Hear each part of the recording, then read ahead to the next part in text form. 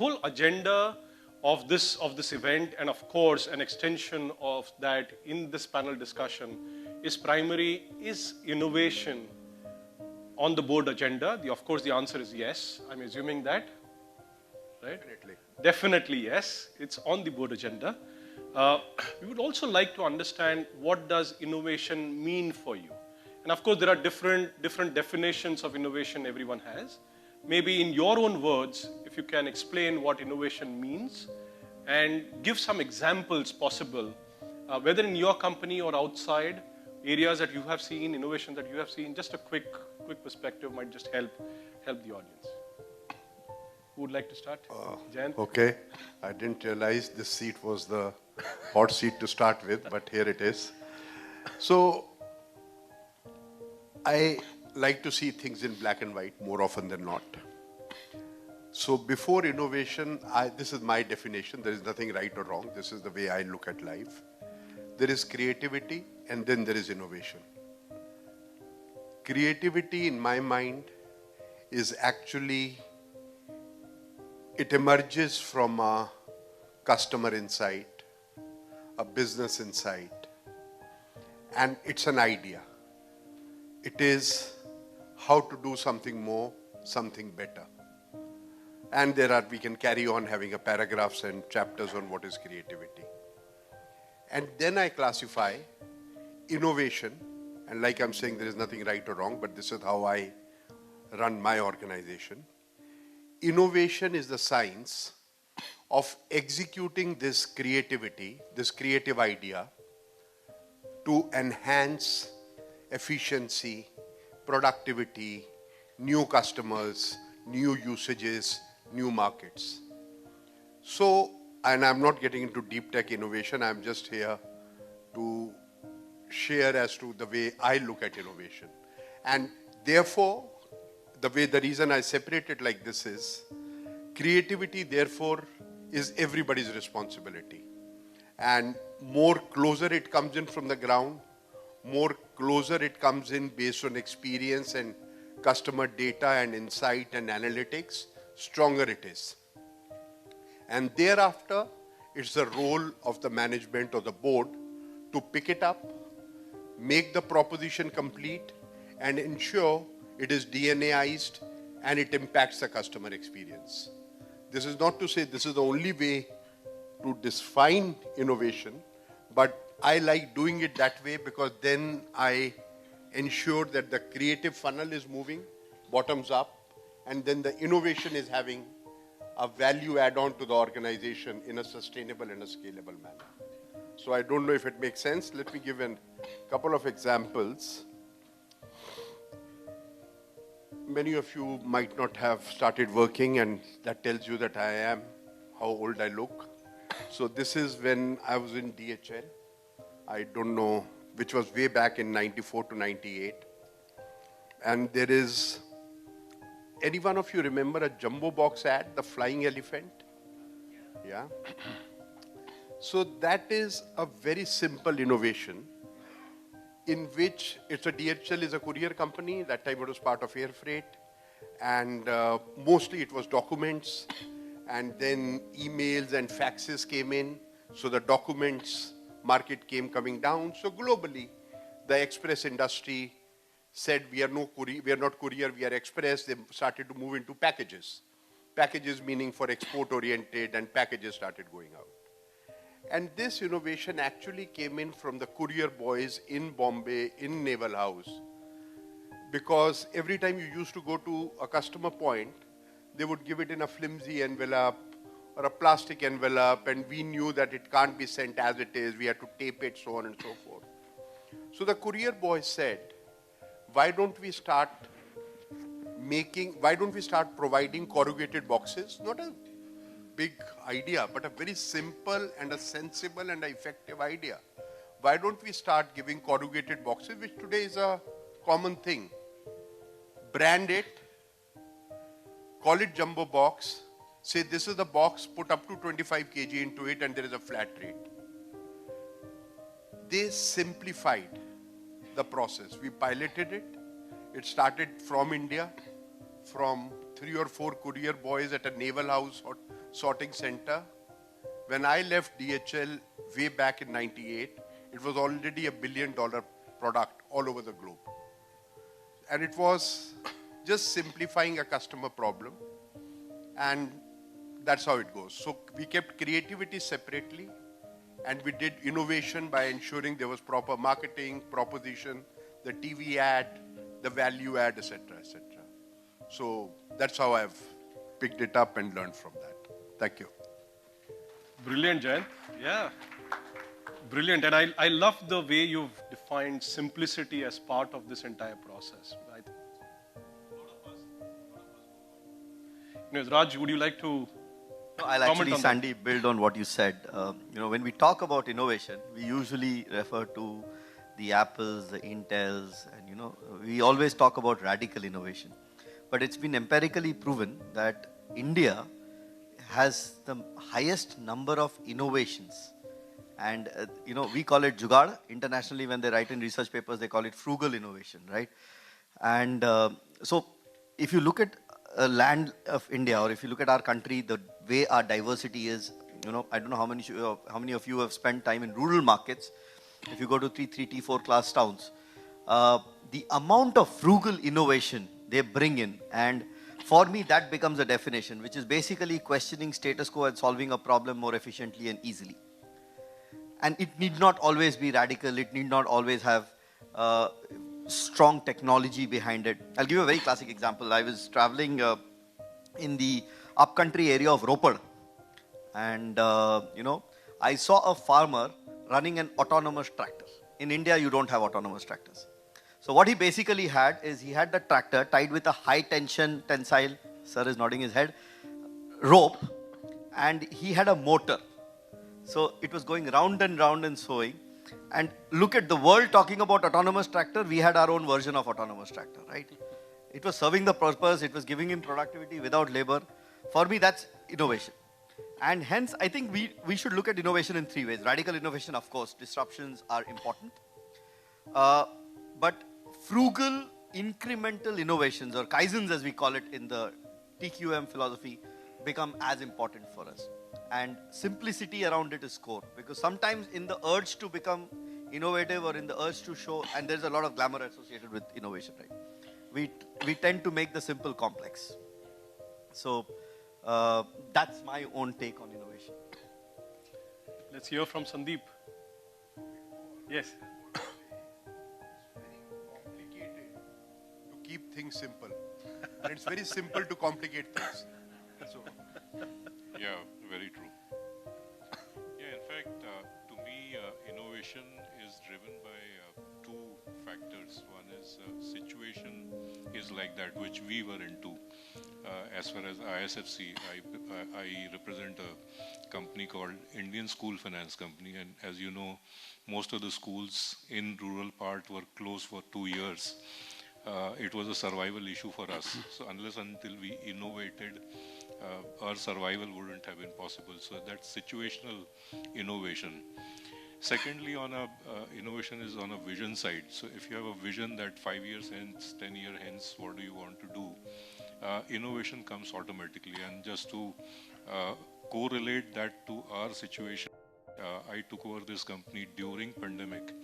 And that time it was like 30% collection efficiency in our company.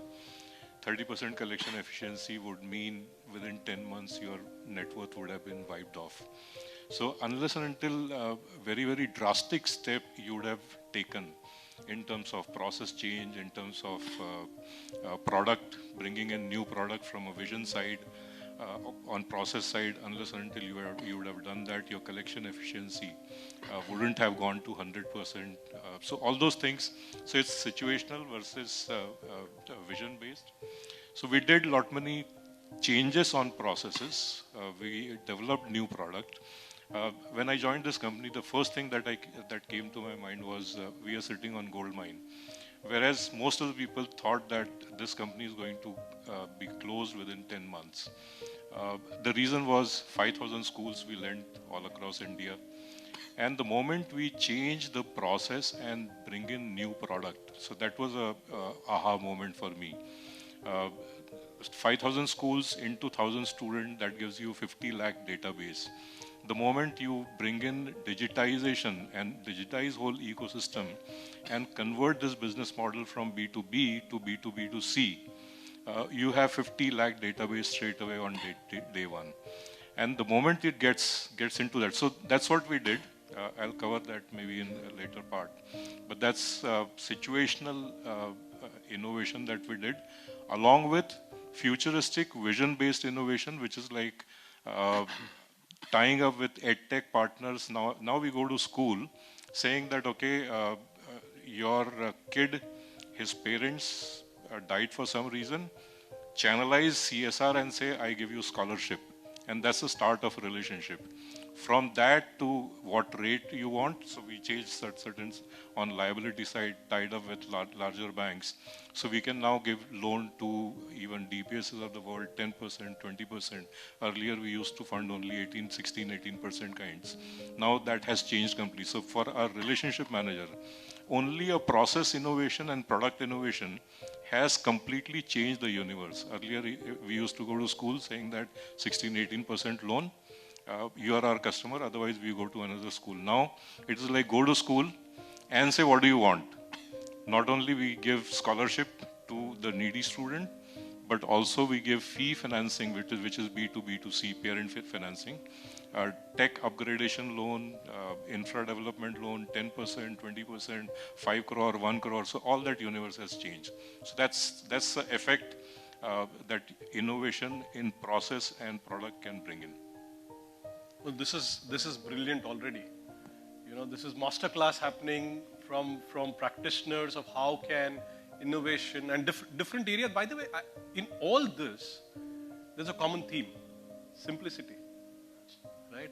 If you know your customers, if you know your market, and of course from your standpoint as leaders, you know how to solve that problem, the first thing that you say is make it simple.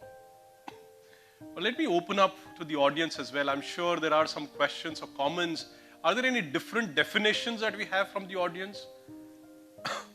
Anyone would like to try a definition of innovation, which possibly a point or two which the panelists have not mentioned here?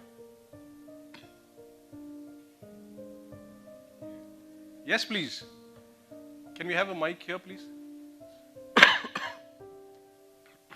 No, there is an audience mic, right? Yeah, there is an audience. Okay. Sorry. Sorry. Thank you, Sandeep, for the opportunity.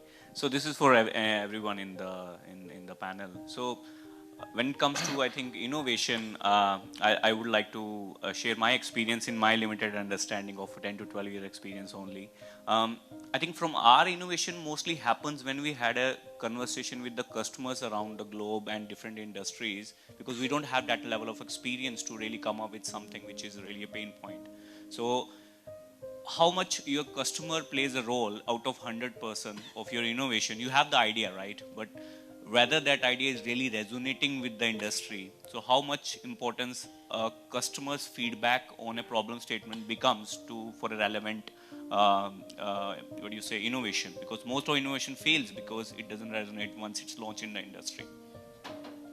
I think it's a brilliant question. Raj, do you want to take it, please? Yeah, thank you. Very good question. I think two things. For anything to succeed, the very fact that we're driving an innovation or driving anything is to deliver customer value. And hence the customer feedback has to have very, very high weightage. The only watch out I would lay there is sometimes the customer is experiencing an as-is situation. There could be a certain innovation where there is a need but not articulated. And the ability, and I keep telling this in all the forums, right? Most products are agnostic. If you look at most marketplaces are agnostic. There is no difference between, a soap from X brand versus Y brand, right? It's about how do you get that customer insight. And when I talk about customer insight, it has 100% weightage, but should not only be the articulated insight, it's how you build capability to delve deeper and get the unarticulated insight. But to your question, how much should the customer weightage be? 100%. It's on you how do you build capability to get, because articulated insight, again, you'll get through secondary research, primary research, you go to an agency and they'll do it. But the skill on innovation comes in as you get to that unarticulated need or the unarticulated insight, because that's the differentiator between various people competing with the same customer. Does that answer your question? Absolutely. Thank you. Maybe, yes. He had given an anticipatory bail before we came in saying you could have a counter view, so I'm just taking that. Let me give you a telecom example. I've worked in telecom in 2 stints. I think telecom has happened in front of our eyes. It is not like an industrial revolution or a freedom movement which we read about in the history books. Both World Wide Web and telecom has happened in front of our eyes. India, as you know, like any other industry, the landline penetration was one of the lowest in the world. But when telecom started, it was a unique example, and I'm not getting into the 2G scam and that politics part of it, but it was a unique example when the government, the regulator, the equipment manufacturer, the telecom companies came together, and that is why the telecom penetration is the highest in the world today, and the telecom rates are the lowest in the world today in India. The point I'm trying to make is, customer knows only what they know. So I'm not saying customer is not the queen, customer is the queen. But sometimes the industry also has to come together and innovate things to get that new segment of customers which you would have never got. For example, when the handset rates, there is a cost of going mobile, there is a cost of staying mobile. The industry addressed, I'm not taking credit for the brand in which I was in, I think it was the industry foray. The industry players used to fight in the market. I have had not only fist fights, but thrown chairs at my competition leaders in a so-called cartel meetings which are not supposed to be discussed. But the handset manufacturers reduced the price to less than 1,000 rupees. The industry launched products like Chota Recharge, which address the daily wages. The industry launched lifetime value. And then you saw how the next segment of population, the next segment of population, the next segment of population kept on coming in. And they kept the basics very simple. And now, telecom has started encompassing your entire world. It is not only e-commerce, it is e-entertainment, it is e-education, it is e-governance, and India is at a cutting edge. I remember I changed from telecom to a financial industry, and that was the peak of recession 2009. Yeah. The way the Indian telecom, because of innovation, constantly innovation, maybe coming from competitive intensity, because the stakes were so high. The spectrum was sold at obnoxious rates.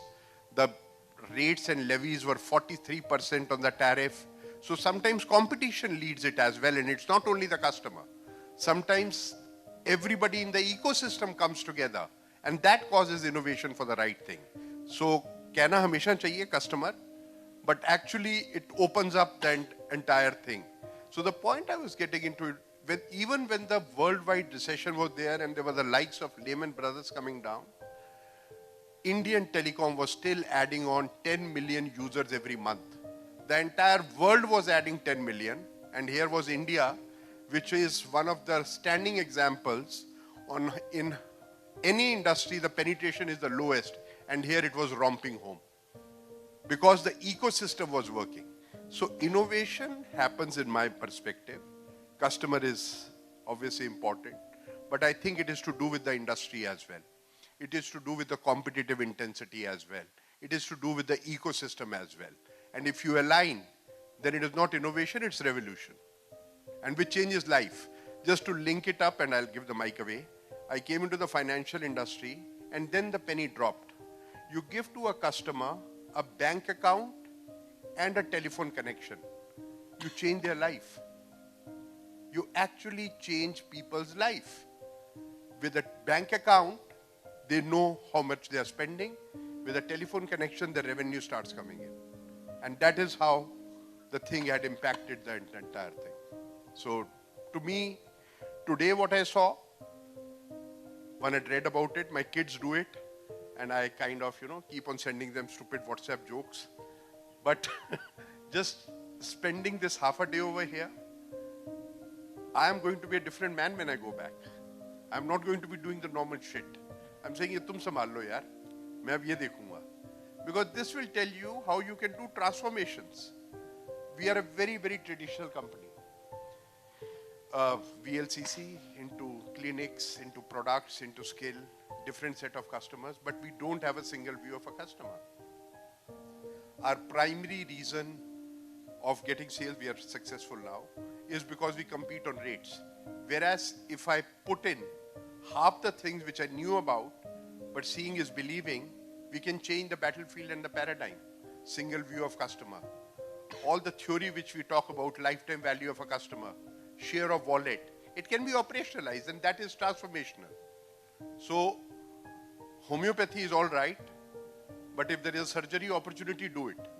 And I think this provides that. Yeah. No, this is brilliant, Jayant. Yeah? Absolutely. Absolutely. Maybe, Sandeep, there is also a cost of innovation. Right? Customer wants it. You know that you have the right, maybe a very simple idea to deliver it. But there is a cost of innovation. Not only the front-end cost, but also the cost of failure. Because innovation, you can't innovate unless you fail. You've got to try again and again. How do you go about doing it? Especially, you leaders of your company, you have to answer to your stakeholders. How do you go about bringing the stakeholders along? Because innovation is going to cost something. One, as I mentioned, one is if it is situational, short-term to medium-term. Any product which can be delivered or process change, innovation, and result can be seen within short-term to medium-term, it's easier for you to actually convince your board and shareholders. But the moment you get into a very, very long-term vision, that is the biggest challenge, and unless and until your vision is very, very strong. For example, in my area, we changed all these processes, B2B, B2C, and then fintech. We added fintech into components. So as a parent, you get SMS. Within seconds, you get a zero-cost EMI loan. And all these, these are very, very immediate result that one could have seen. Easier to do that. But the moment I see a market of 50 lakh, and I say, okay, these are the parents, teachers, and then school and student. How do they communicate with each other? Can I actually influence quality of education through the moment you get into a parent's mobile, you can actually do a number of other things. And these are very, very long-term innovation. And today I was actually looking at that virtual reality stall. And then immediately I said, what is the cost? So what is the cost of instrument? What is the cost of software? Because I see an opportunity in education quite a lot. Integrate your brain, disintegrate, play with it, give it to student.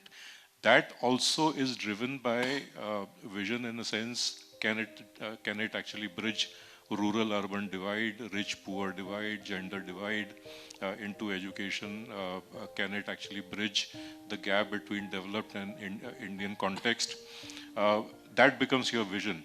And if I try and do something which is related to augmented reality and try and deliver it in budget private schools, which is my area of business, that becomes very, very tricky situation. But I think with right structure, I have some certain things in mind that even if it costs very, very high, long-term things can actually be delivered through a right structure. Can you create a company where a technology company has stake?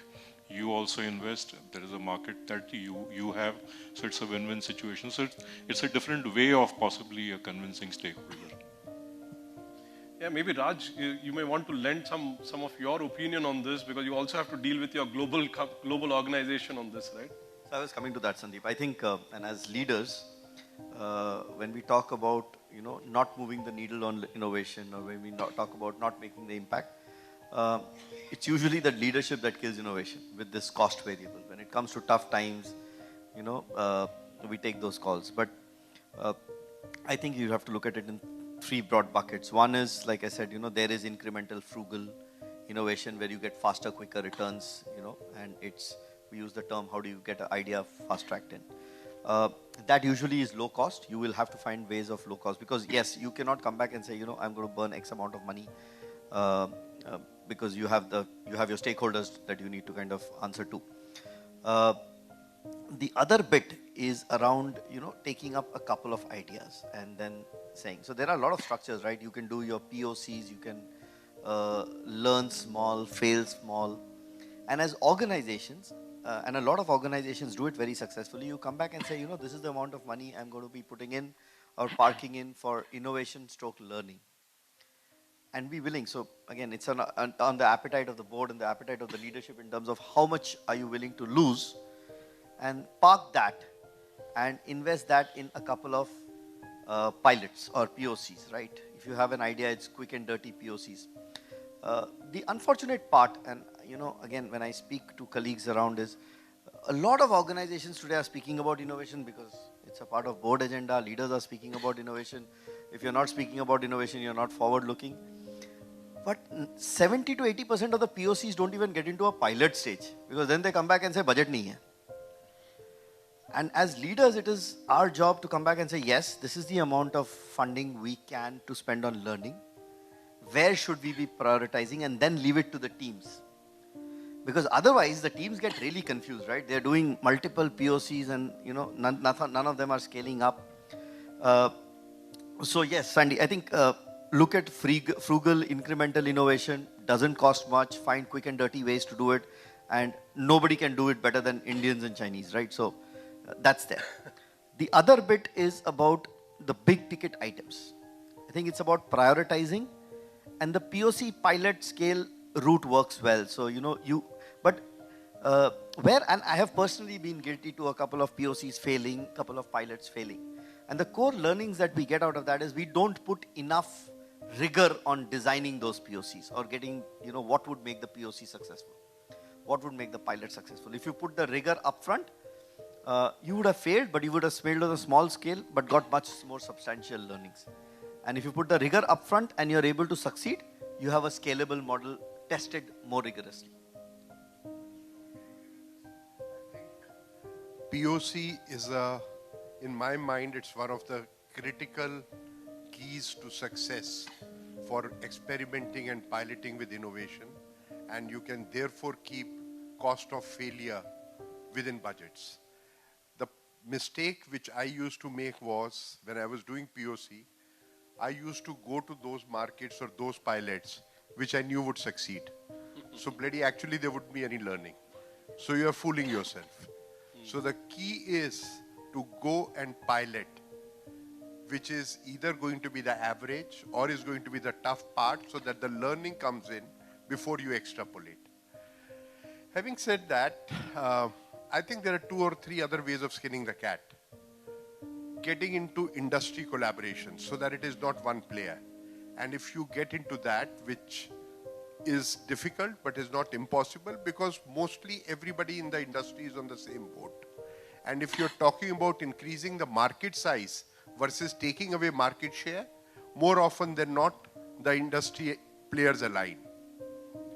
Second is, and this is again, if some of you would have worked for me, you need to be a bit of a jihadi. You need to have a streak of madness in you. You need to have the trust, faith and belief that it chalega. And you do a POC. I'll give you an example of insurance. Some of you would know insurance and quite a few of you would.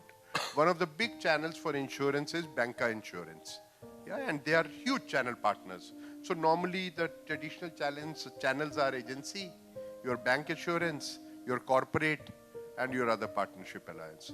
I was in a company, Future Generali, means it is there on my LinkedIn. We didn't have any bank by the time Future Generali came in, all the bloody banks were gone. The IRDA has relaxed requirement last week in which a bank can tie up with more than one. But I didn't have any bank. मतलब मेरे को 6 महीने लग गए. The number of bank chairmen I would have met and the pound of flesh they wanted, the bloody economics didn't work. So what did Future Group had? We had big bazaar.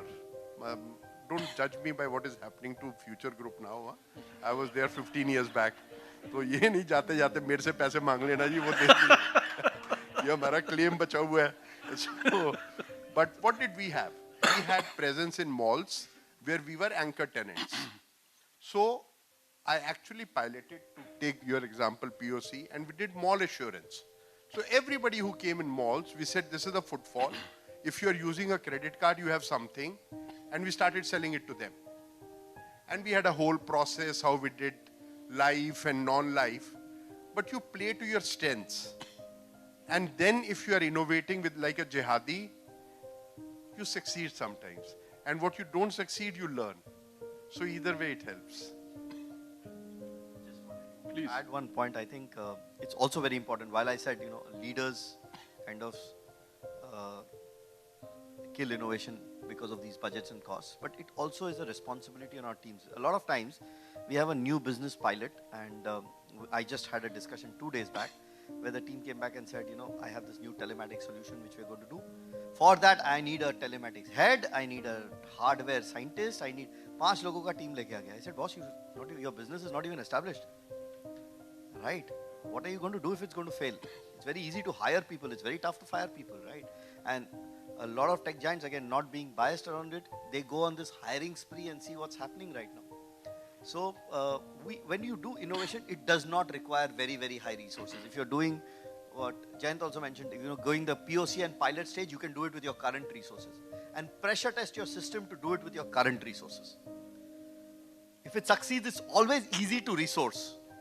Right, but pressure test, so put some conditions saying, yeah, I will give in this amount of money, but I will not give in resources. Pressure test your current system. Oh, brilliant. Before I open up again for the audience, I also want to have a quick view on the culture of innovation. You as leaders, of course, you have many teams, you have customers, you have partners, the ecosystem and things like that. How much culture makes a difference? I mean, in my view, there are some places you may be innovative, you may want to be very simple and do many things, but does the culture also support you?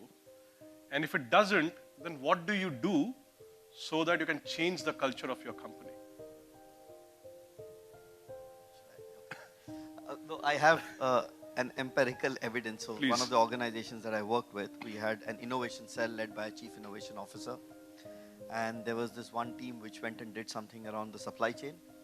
And the response was, why didn't you go through the cell? Through the cell? Through the innovation cell. Through the innovation cell. Right. It has to be dashboarded because the innovation cell has a chief innovation officer who's submitting a dashboard to the leadership. Again, very, very dangerous for innovation. So a couple of things culturally are very important is to democratize innovation. You could have systems and you could have enablers and you could have tools to kind of track progress, drive better PMO. But today PMO from an enabler becomes more a controller. Right? So you have to democratize innovation. There is no, so I am very anti a chief innovation officer role. I'm so sorry if there are any chief innovation officers sitting here. Because, it tends to become a power game. Right. Ideally, it has to be a catalyst enabling an organization because leave aside individuals, even organizations are not subject matter experts. Today, if I have to do an innovation on image resolution, at Bridgestone, we don't have those capabilities. We'll have to go out and search for those capabilities. Or if you have to do innovations around data sciences on our tire wear, we don't have that capability. So the entire organization doesn't have the capability and you have to tap and collaborate with resources of expertise. Then how can one cell, one function have the capability? That cell, that function can be a catalyst, can be enablers, can be capability builders, can be a window to the outside in world because the others are kind of involved in fixing the problem. So I think democratization of innovation is very, very important. How do you drive this bunch of people thinking ahead of the curve, integrate it to the bunch of people who are actually going to scale and drive it? That integration is very, very important. So, and that's where the culture gets built. So if you don't keep innovation as a function and you embed it across individuals, across functions, across your value chain, and let people drive it the way, because finally, the supply chain guy driving innovation will know what is best for his own supply chain efficiency, right? Or a manufacturing person driving innovation will know what is best with that. So democratize it, drive it with very good backing, organizationally drive it through the right priority, right budgeting, right resourcing on your priority areas. I think that will help build the culture. My point. But we can again have an Sandeep may want to feel.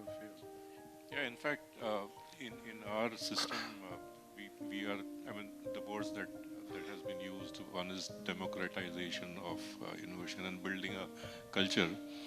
And he mentioned that a chief innovation officer not really important, but even I tend to believe that it has to be driven by HR. It has to be built into KPI. That's what we have done. So there is a culture score into your KPI. So which is like 10%, 15% depending on the grade you are in. So culture score into KPI, and then culture score may then you have this innovation, entrepreneurship, and whatever you want to build, 6 parameters of culture. So that's how it is democratized as far as our use case is concerned. Jayant, you have a large set of people across India that take your brand to the market, and of course innovation is critical for your business as well. So what culture plays the role in? No, sure. So let me give 2-3 motherhood statements, and then I'll tell you what it means to me. We've all heard culture eats strategy for breakfast. What you want to see more, you must celebrate. So I think it starts from the top. If I believe that for innovation you have to hear your customer, then when I start my reviews, which I call facilitation meetings, do I start with the financial metrics, or do I start with the operational metrics, customer complaints, employee grievances, attrition analysis? So if I start with the latter, I'm giving a very important message, and it takes X weeks for it to percolate down. When I travel, then do I travel just to say kitna ho gaya, baki kitna hoga?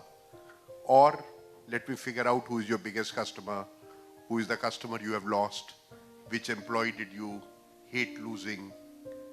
So I think it is conversations like this which set the culture. And this is where soft things are more hard than even the harder things. And I think copying is one of the best strategies which I have learned even before I went to school. So if you look at what is happening in other industries, if you look at what is happening in other markets, I think that's a strong fuel as well. And if you do a POC, and that becomes then a culture. Again, one of the examples of a company wherein I worked, so it was a separate business unit, several business units. So each business unit was supposed to do some innovation. A committee used to approve them. It used to go up to the CMD, and you used to get marks. So वो चलता रहा 1-1.5 साल. There was an X benefit for it. Then somewhere, somebody who got paid more than I did, there were lots of them, he changed the metrics. And he said, not how much of your innovations has been approved, but how many of the innovations you have copied in your circle. That is what will give you marks. And that, believe you me, in 3 to 5 months, the company started doing extremely well. So I think that's all about a culture. It's not, is it invented here syndrome?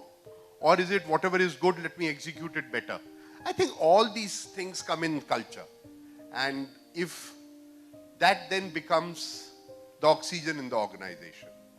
So to me, it's a very soft thing, but it has to be handled as one of the most critical things. That's what I've learned. Oh, it's awesome. I'm just loving this. But all good things have to come to end. However, we'll open up for the audience. I'm sure there are questions or comments. Any disagreements, please? Yes, we have two hands up. We'll take the first one here. You just introduce yourself so the panelists know you. And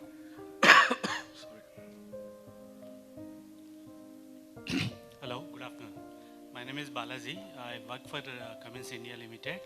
I take care of security technologies for India and APAC, and I also am into cyber security practitioner. So here, in fact, I came to understand a lot of IoT solutions and all that. So while appreciating our Indian innovation efforts, like we're patting ourselves, I just want to talk about the missed opportunities. Like, sure. So missed opportunities, I always, when I look at the mosquito bat of Chinese company, I really feel envy. Why we can't really innovate in a small product? And also, solar charge controllers. We don't have anything in India. Now we always try to import. And also now there are a lot of investments opening up in the semiconductor industry. But are we really ready for that? We are still looking at the Taiwan companies. Okay, we got the business, but we are going to depend on Taiwan companies. So why we are not really ready? Because India has got so much tech talent.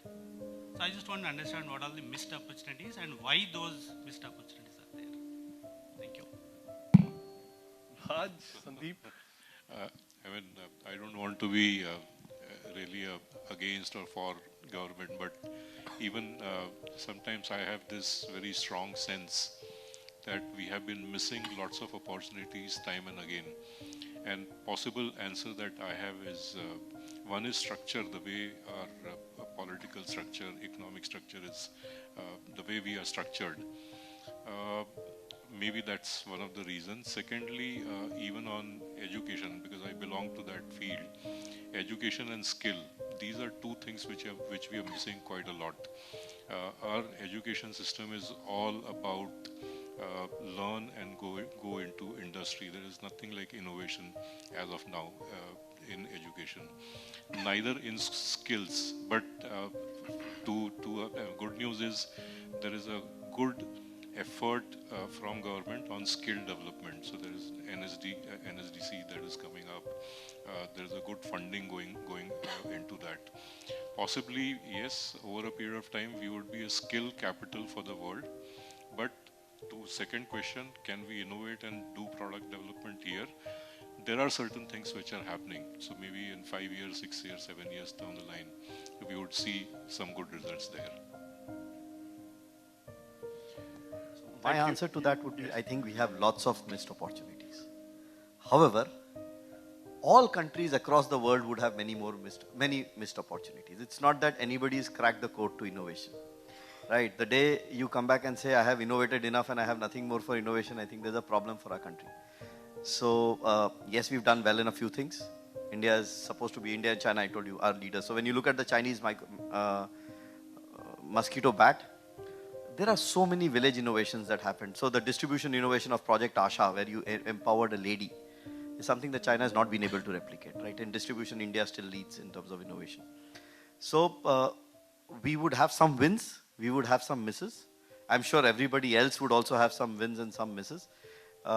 It's important to acknowledge that we have misses and, where are the opportunities that, and I think the government, like Sandeep mentioned, is working on getting much more. So you spoke about the semiconductor in Pune.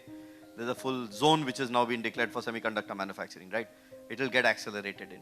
Yes, late. Could have been faster? Yes. But we are catching up. So there will be some amount of work that is there. But yes, we do have missed opportunities, and I think it's okay to have some missed opportunities. But one thing which is very, very immediate need, if something can go up in the government. I was in Dubai FinTech and EdTech Festival. There were 5,000 total 5,000 companies. Out of that, 2,000 companies were from India. And out of that, almost 50 to 60% of the companies, EdTech and FinTech, they had bases in UAE. That was really, really saddening to me that you're sitting here, every manpower is here from India, and they have their offices there. Even as an individual, if tomorrow I want to start a EdTech or FinTech, I would possibly have a base in Singapore and Dubai because of taxation structure, your capital gains, income tax. these are certain things which government need to do in a very, very urgent basis. Unless and until that is done, lots of entrepreneurs are moving away from India, and that is where your product innovation, whatever you do, it will actually go into global scale from some other country and not from India. Correct. And yes, Jay. On a lighter note, celebrate what you have. You look at network science. Isn't it a new innovator?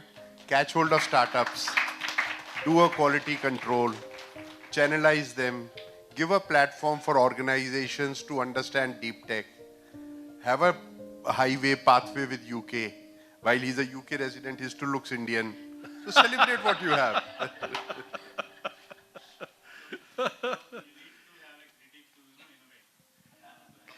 Of course. Brilliant. One last question. Sorry, Anosh has a question. Hi, I'm Anosh Netharwala. I'm third generation in the Netharwala group. My question takes us back to the board and innovation, right? And most boards today are very far removed from the ground reality, and also are staffed with a lot of people who are essentially steady eddies. So in that scenario and situation, which most Indian companies are in, how much of a role can the board actually play in the innovation criteria? Change the bloody board. Sorry, get independent members. I think that's the role of the independent director in a board. Please use it as a huge opportunity. Means I understand some of, sorry, on a serious note, don't change the board here, you're the board. But I'm saying use the opportunity while the shareholders carry on being the executive and all that. But personally, I use independent directors as a very important tool to get to know what I don't know. Otherwise, I only know what I know, and I don't know what I don't know. So please use it and have, like what I do is I set up advisory board. लोगों को अच्छा लगता है मैं brand advisory board खोल दिया, ethic advisory board खोल दिया, sitting fees the and you get all the ज्ञान. Seriously. And employees, you got to take them along. I think that starts from the top. That you can't say, boss, tu पढ़ के आ जा. That he'll believe what he sees rather than what you tell him. Those are my 2 bits. Awesome. Raj, any closing comments from you? No, I think I thoroughly enjoyed the conversation. Like you realized, innovation is so vast, a little vague, but very high priority. So that makes it more complex. And each of us has our own interpretation. Rightfully so. I don't say one interpretation is right and the other interpretation is wrong. But what's very, very important is what Jayant mentioned. I think the commitment and the conviction at the top is what will make the difference. I think if that is there, we'll find our own ways, our own routes, our own processes, our own structures to drive innovation or continuous improvement. Awesome. Sandeep, anyone last? No, in fact, you have a rich experience. I think we would like to hear from you also. No, first of all, thank you very much. I'm of course learning all this. It's 2.5 years, and thankfully, what has happened is in the last 2.5 years since we started network science, the way the industry moves between, and also thankfully because I'm spending 6 months in UK and 6 months in India, massive amount of difference between how UK thinks versus how India thinks and reacts. The way innovation is being adopted in India, I can tell you there is nowhere else across the world. And we have, by the way, we have a very strong advisory board. And it's a brilliant advisory board right from US, Australia, UK, Europe, India. And everyone tells us, and we're realizing it, India is far, far ahead in not only thinking about how to solve a problem, but actually taking steps to really show the world that how it can be done at a much lower cost. What has also happened, Sandeep, along the way is because of the nature of our company, we are getting exposed to new ideas, unique ideas, and pioneering ideas on a regular basis. Some of my friends are already in this room. And the more they interact with leaders like you, we get far better. Because that's the whole piece, right? I can continue to innovate, but I don't have companies like yourselves to actually do the POCs. We will fail from our side. So this collaboration between industry and the innovators, I think it's a brilliant, brilliant bridge, and we are just thoroughly enjoying our journey. We are loving every step of our journey. So thank you very much, guys. A big round of applause to our panelists.